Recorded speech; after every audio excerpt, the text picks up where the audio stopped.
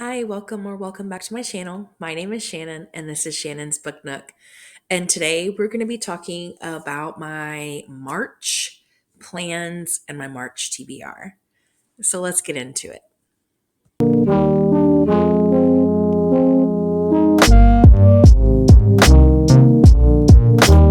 So I'm going to be completely honest. The last couple weeks have been really rough.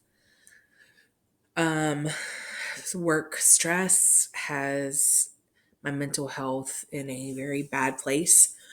And now I feel like I might have an ulcer from the stress that is being caused from work. So I have not spent a lot of time reading the last couple weeks. So um, I'm hoping I can kind of snap out of it because in the month of March, I will be participating in a readathon called Realmathon.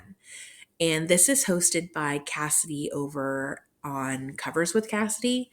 And I will be sure to link her profile down in the description box. And I will also provide the link to the announcement video because she's going to be able to explain this readathon way better than I will. But this is my third time participating in this readathon. It happens on a yearly basis, and I always have so much fun. It is a team-based, very competitive readathon. So that's why I'm kind of hoping I can step myself out of it and, help my team out. I decided that I would be on team the Stingers, which the co-host for the Stingers is Mel from Eleanor Reads and Katie from I Would Rather Be Reading. So the idea is that you read books that will fulfill prompts for getting points, and the points that you get could either attack another team or be positive points for your team so you can work offense or defense depending on how many points you get for each book.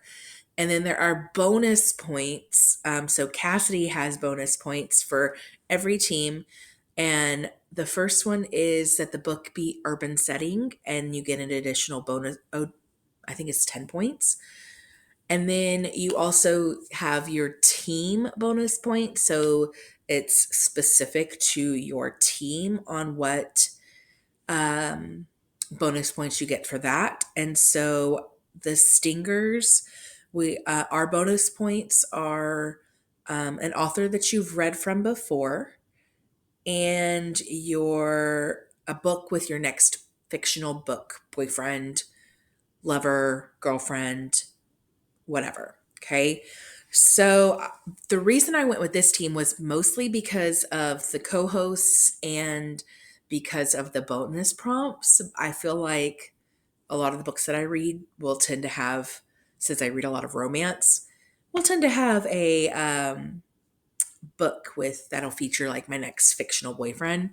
Also, I have read a lot of books, so I tend to reread from authors and reread their backlist. So I felt like this bonus points would work well for me, hopefully. So yeah, let's get into my roles for Yahtzee. If you're new here, I do use kind of like a board game, or maybe a dice game, I should say, to help me pick my monthly reads. So for March, I'm going to roll 5 dice 5 times and see what prompts I land on. So let's get into the first roll. Okay, so last month we were able to clear the board. We had a straight line. So I'm going to go ahead and take all of these off. I'll be right back. Okie dokie. Let's get the first roll done. Let's see what we get. Oh my. Okay. So we have 3 6s. We're going to keep those. And we're going to roll the 5 and the 1 again. Ooh, we got another 6. Okay. Let's try for this Yahtzee here. Come on, baby. Oh, okay. So four sixes and a three. Let's see. Guess what? We have four sixes on the board, which is the 12 and 2025, which technically should say 25 and 2025, because when I was making this board originally, it was only 12, but I decided to do the whole shebang and go for 25. So we're going to be picking a book off of my 25 and 2025. Okay, so my first roll was awesome by landing on 25 and 2025. So I am kind of struggling to pick which book I want to read. I feel like I'm in the mood for like romantasy, so I'm kind of leaning that way, but I have so many books on my 25 and 2025 that are romantasy that I just don't know which one to pick. Um so I have some options. I have Promise Imperado by Kate Golden, which is book 2 in the Dawn of Onyx, that series. I have Goldfinch by Raven Kennedy, which is the final book. If I read that one, I would be finishing a series. So that is like top priority for me this year. So maybe I should do that one, Goldfinch. But then I also have like A Study in Drowning, and what else do I have? Quicksilver, Phantasma. There's a lot of good fantasy romance on my 25 and 2025. So I'm like, which one do I pick? So I think I'm going to go ahead and go with Goldfinch by Raven Kennedy, because that's going to finish out a series for me. So let me get the synopsis up and I will read it to you. Okay, so I don't really want to read the synopsis for this book in particular because I feel like there are some spoilers for the series since it is the final book in the series. But this is a King Midas retelling and it is dark. So be sure to check those trigger warnings. And it is a lot of fun because things are not exactly as they seem. So our main female character is Arin, and the first book in the series, Guild, opens up with a very interesting scene happening. And I will say, like, some of the abuse that is happening in the first book was a lot to handle. So if that's something that you're just not interested in reading, which is completely understandable, this might not be a series for you. But the second book and the third book, oh my gosh, Chef's Kiss, so good, so emotionally traumatizing. But I have had such a good time with this series. And I do recommend, if you do like dark and fantasy romance, that you should definitely check this book out. Okay, let's do roll number 2. We got a 3, 4, 5. Ooh, 3, 4, 5, 6. That is a small straight, which is way over here, which would be a color wheel generator. But since I have 2 more rolls, I'm going to try for a large straight. Let's see if I can get this to be a 2. Nope, that was a 6. And that's a 4. So I didn't get it.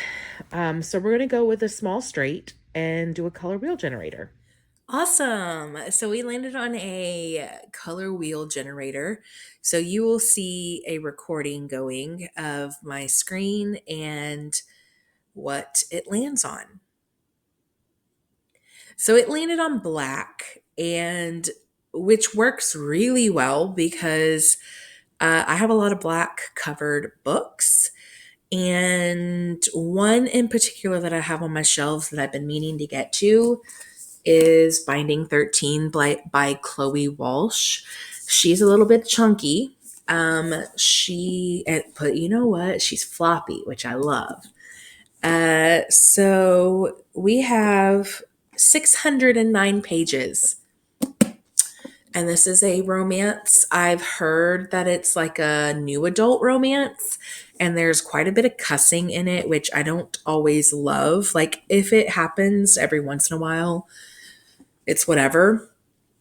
But when I notice it happening a lot, it kind of takes me out of the story every time it happens. So we'll see what happens. So, Binding 13 is book one in the Boys of Tommen series. And it says, he wants to save her. She wants to hide. She's damaged. He's determined. Fate brought them together. Love binds them.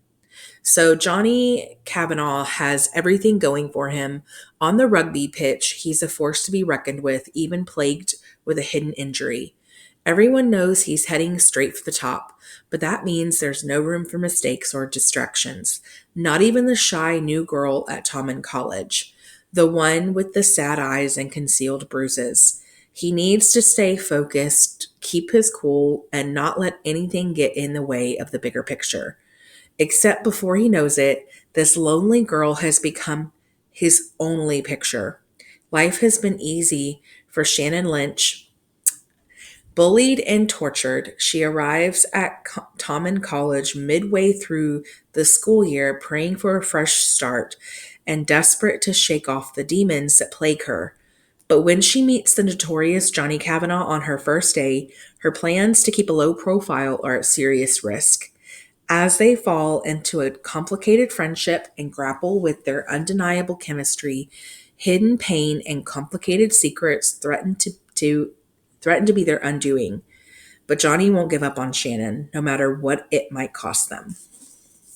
I'm super excited to read this one, but will it give me good bonus points? That's a great question. So I'm hoping for an urban setting, but so that'll give me some bonus points. Also, I have not read this author before, but could Johnny Kavanaugh or Shannon Lynch be my next, book boyfriend, girlfriend? So we'll see. I'm excited to read that. Okay, let's go for roll number 3. Okay, we've got, two twos, a 5, a 3, and a 6. Let's see, 2 twos. I think I'm going to keep those and roll everything else. Yeah, keep those. Oops. Okay, we got 2 3s. 2 twos, 2 3s, and a 6. Okay, so 2 twos and 2 3s is over here with representation. We're kind of being very chaotic this time around. I'm going to try one more time and see what I can get with this 6. And maybe we can get a full house is still way over here. 3 twos is here. And 3 threes. Do I have 3 threes on the board? Here, which would be a random letter generator. Okay, let's see what we can get. We got a couple of options. Let's do one more roll. And that did absolutely nothing, so we have representation. Representation.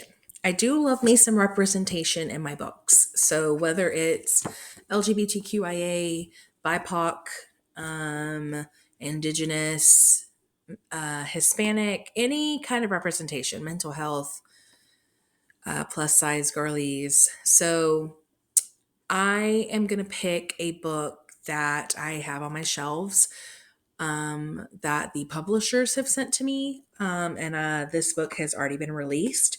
So I do need to get it read anyways. So I'm going to read The 3 Lives of Kate Kay by Kate Fagan. I need to get this read because Atria sent it to me since I am a partner for them. So it just says an electric, unputdownable debut novel that explores the cost of ambition, the longings of sapphic love, and the power that comes from embracing your true self. So this is an LGBTQIA plus book. So I am excited to read this one. But since this is a debut novel, it's not an author that I've read from before. So we shall see if maybe it's an urban setting Charleston, South Carolina. I would say that's urban. That's a city, a pretty well-known city. So, yeah. So at least I'll get bonus points for that, and then we'll see what other bonus points I can get. Okay, we have roll number 4. We have this roll and one more. So let's do roll number 4. Oops, I'm going to count that as a 1. Okay, so a 1, 2, 4, 5, 6. What am I going to do? I kind of want to keep... Oh, let's keep the 4. I'm being a little chaotic this time. Okay, that's a 3. Okay, we got a 2. Oops, that was a 2. I think. I don't even remember now. 2, 3, 4, 5, but that's a small straight. We've already got that. Okay, let's do something crazy and go for a large straight and hope I get a 1 or a 6. Hey, we got that one. So that's a large straight, other genre. Landed on other genre, which typically I would pick a genre that I don't already have on the board. But right now, I don't feel like reading a historical fiction. I don't feel like reading nonfiction. Like, since I'm in this weird place right now, I kind of just want to read like my go to genres. I don't want to kind of branch out right now. So yeah, I'm gonna pick a thriller. And I'm gonna pick One of Us Knows by Alyssa Cole. So this book I do have available on Everand, and I needed a book for something else that started with an O, so this works perfectly. And she is also an author I've read from before, so that will give me those extra points. I read When No One Is Watching by her, which I did enjoy. So I'm hoping that this will give me some more bonus points. Maybe it will be an urban setting and I can get those points as well. So it says the synopsis reads years after a breakdown and a diagnosis of dissociative identity disorder derailed her historical preservationist career, Kanitra Nash and her alters have been given a second chance they can't refuse, a position as resident caretaker of a historic home.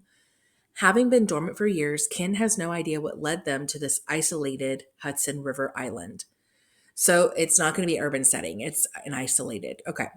But she is determined not to ruin their opportunity. Then a surprise visit from a Holmes Conservation Trust just as a nor'easter bears down on the island disrupts her newfound life, leaving Ken trapped with a group of possibly dangerous strangers, including the man who brought her life tumbling down years earlier. When he turns up dead, Ken is the prime suspect. Caught in a web of secrets and in a race against time, Ken and her alters must band together to prove their innocence and discover the truth of Kavanaugh Island and their own past, or they risk losing not only their future, but their lives. Wow. Um, yeah, this sounds crazy. Like it's going to be a crazy ride. But I cannot wait. This sounds great. Kind of hopefully takes me out of my slump. Okay, last roll. Let's see if we can... I don't know. This is all over the place this time. Okay, so we have 2 4s, a 3, a 5, and a 1. I think I'm going to keep the 2 4s because we have published in 2024 here. Ooh, a poll pick. Maybe I'll keep the 3 and hope I get one more 3. Let's see. Okay, that did nothing.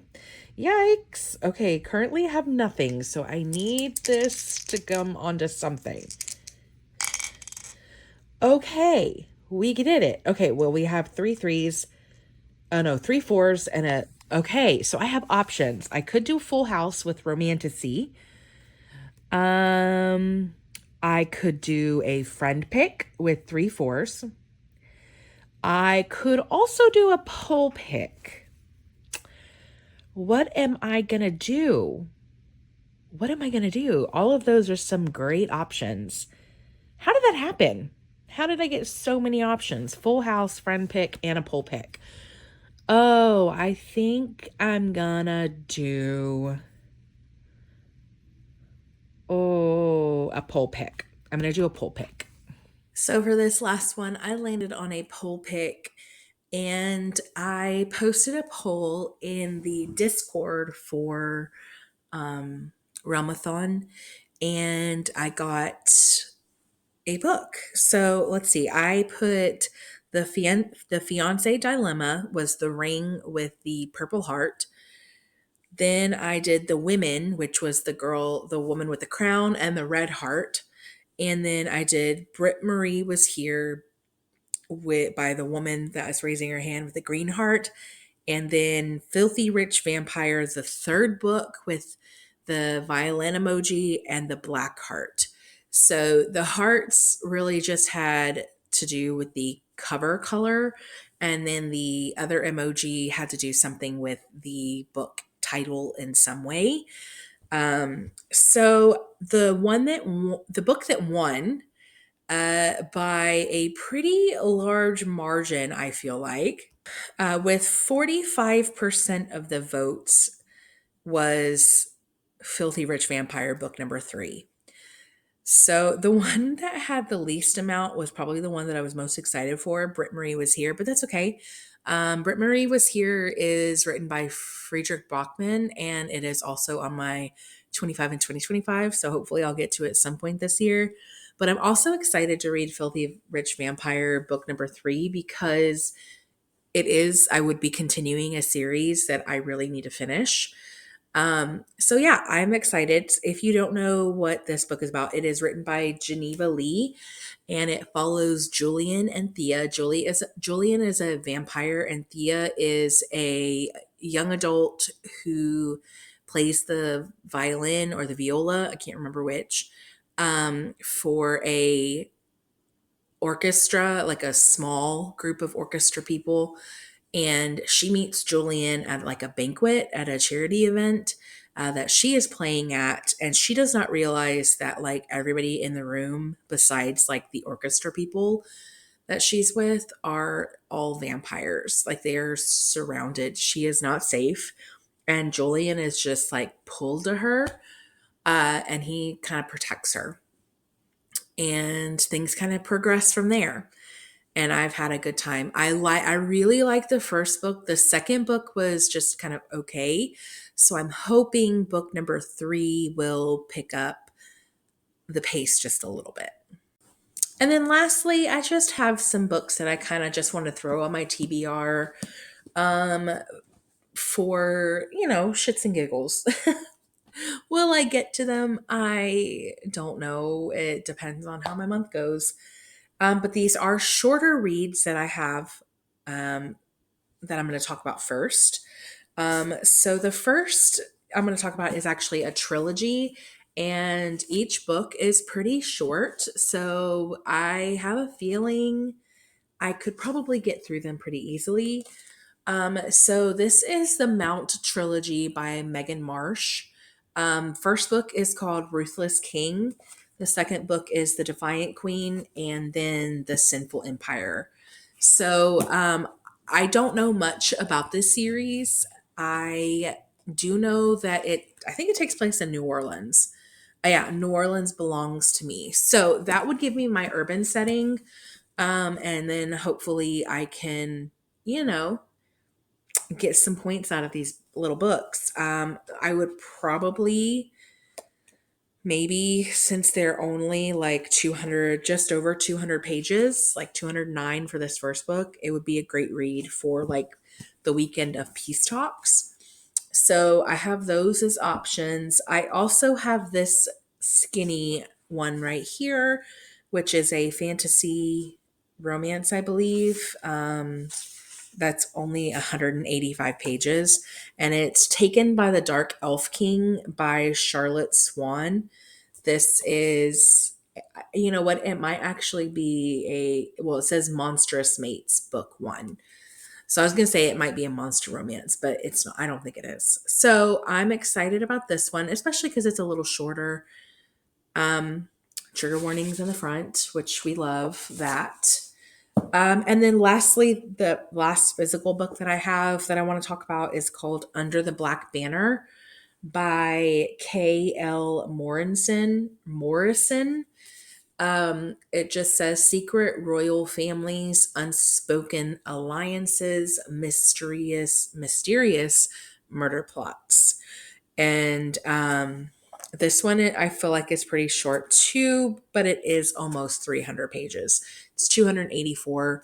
So, will I be able to get to all of these little ones? Probably not, but they're just like options to pick up when I need something short and sweet.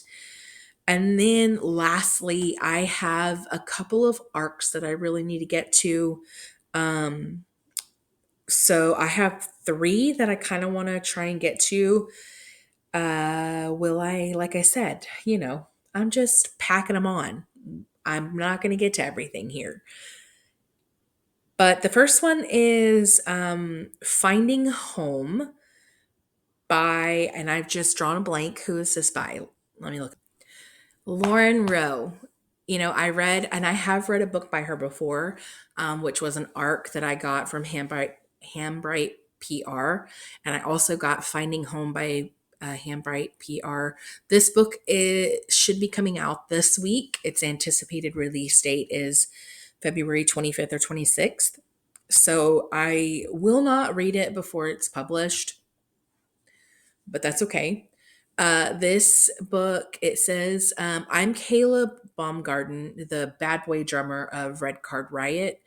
The world knows me as C-Bomb, but I assure you it's Little Miss follower Aubrey Capshaw, who's the human equivalent of an atomic bomb. After tragedy strikes and the toddler with half my DNA inside her loses her beloved mommy, I get the bright idea to hire my daughter's remaining lifeline, her Auntie Abby, as my live-in nanny, also embarrassingly as my sobriety coach, so I can fulfill the terms of mandatory rehab. Look, I'm going to stop there because this sounds like it's going to be, number one, it's a standalone. It's a small town, so it won't give me that urban setting. But this is a single dad rock star romance. Um, and then in the bottom, it says, with suspense, deep feels, spice, no cheating, no third act breakup, and a happily ever after. It does say check your trigger warnings though, but I'm super excited about this one because I don't know. I recently have been loving the single dad romances. I recently finished Wild Love by Elsie Silver. Oh my gosh, so good. And then I'm going to say the last book because I really doubt I'm going to get to the other one, but I want to get to The Reluctant Wife by Elle Steele. So The Reluctant Wife is an arc that I have also gotten from Handbright PR, and the synopsis just reads, "The one rule I can't follow, don't fall for the bodyguard. He protects my body, I'm destroying his heart. Riot Davenport, former Marine, billionaire security expert, walking disaster with a heart locked tighter than a royal vault. Our fake marriage, a calculated political move. Our real chemistry, absolutely combustible. He's sworn to keep me safe. I'm determined to make him feel again. Every possessive touch, every heated glance. We're playing a dangerous game where the only rule is don't fall. But some rules are meant to be shattered." So, a list of tropes, if you would like to hear them, listen. If not, skip this part for the next 10 seconds. So we have fake marriage, forced proximity. We have a grumpy sunshine trope, a brooding bodyguard, a curvy princess. Yes, please. And then one bed, one chance. Oh my God. And then it says bonus, a champagne stealing Great Dane who owns everyone's heart. Oh my gosh. Okay, I'm so excited for this one. I really hope I get to it. I have some priority reads, and you know what? This one might just be a priority since it is an arc. Maybe I should just get my 2 arcs out of the way, or 3 realistically, because this is an arc that I need to get read. So yeah, maybe I'll get my 3 arcs read and then focus on everything else for the month and have fun. I mean, not that reading these arcs won't be fun because they sound like good ones. So yeah, thank you so much for sticking around. If you stuck around for this long, don't forget to like the video if you liked it and subscribe if you want to. Um, if you want to participate in Realmathon, there will be a link in the description box to Cassidy's profile, and you can get all the information from her announcement video. And I will see you next time. Bye.